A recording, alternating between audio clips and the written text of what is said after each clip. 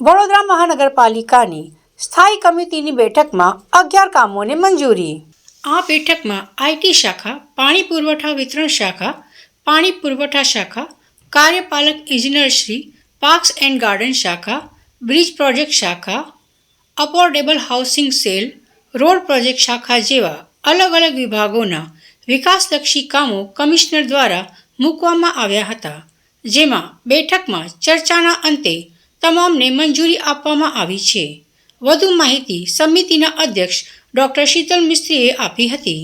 આજની સ્થાયી સમિતિમાં કુલ 11 દરખાસ્તો મૂકવામાં આવી હતી. 11 દરખાસ્તોને મંજૂર કરવામાં આવી છે.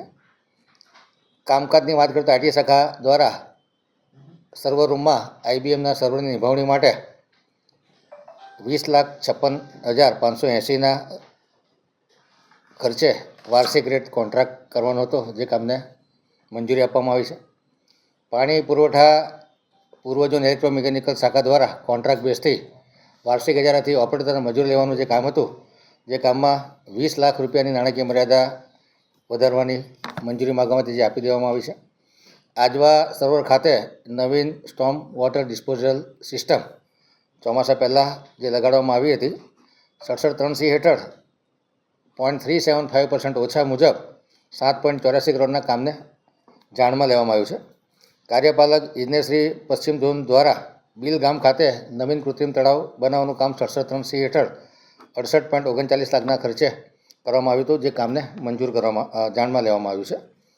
વડોદરા શહેરના રોડ ડિવાઈડર, રોડ સાઇડ અને બ્રિજ પર મૂકવામાં આવેલા તેમજ ગ્રીન સ્પેસમાં કરેલા પ્લાન્ટેશન ટેન્કરથી પાણી છાંટવાના કામને 21% વધુ મુજબ 75 લાખની નાણાકીય મર્યાદામાં મંજૂર કરવામાં આવ્યું છે.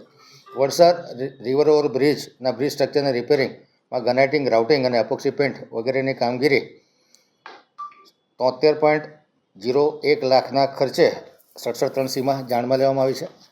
વડોદરા મહાનગરપાલિકા સુવેડી શાખા દ્વારા 25 જેટલા APS MPS ખાતે જે નવીન ડીજી સેટ લગાડવાનું છે, 10.62% ઓછા મુજબ 10.39 કરોડના ખર્ચના કામને મંજૂરી આપવામાં આવી છે. એફોર્ડેબલ હાઉસિંગ ડિપાર્ટમેન્ટ દ્વારા જે પ્રધાનમંત્રી આવાસ યોજના હેઠળ ખૂબ મોટી સંખ્યામાં ગરીબો માટે આવાસ મળે તે માટે અને DPR બનાવવા માટે 4 જેટલા કન્સલ્ટન્ટને 2.65%ના રેટે લેવા માટેની મંજૂરી આપવામાં આવી છે. ખાસ કરીને કન્સલ્ટન્ટમાં Saujani A&E consultant, Dhaval engineers અને વાપકોસ લિમિટેડને નિમણૂક આપવામાં આવી રહી છે, જેમાં પ્લાન્ટમાં કોઈ પણ ફેરફાર થાય તો તેની જાણકારી સ્ટેન્ડિંગને આપવાની રહેશે. ઉત્તર ઝોનમાં વાર્ષિક 1000થી 1 કરોડની નાણાકીય મર્યાદામાં પથ્થર પેવિંગ અને કર્બિંગના કામને 30.28% ઓછા મુજબ 1 કરોડની મર્યાદામાં જે મંજૂરી માગવામાં આવી છે અને મંજૂર કરવામાં આવે છે. દક્ષિણ ઝોનમાં વાર્ષિક 6 કરોડની મર્યાદામાં ફૂટપાથ તેમજ સર્વિસ ટ્રેક માટે પેરોડ બ્લોકનું જે કામ હતું તે 27.27% ઓછા મુજબ 6 કરોડની નાણાકીય મર્યાદામાં મંજૂર કરવામાં આવે છે. વોર્ડ નંબર 14 પૂર્વ ઝોનમાં જે પાણી પુરવઠા વિતરણ શાખા દ્વારા પાણી નળીકાની નિભાવણીનો ઇજારો હતો 70 લાખની મર્યાદામાં એને મંજૂર કરવામાં છે. 8% વધુ મુજબના ઇજારાને મંજૂરી આપવામાં આવે છે.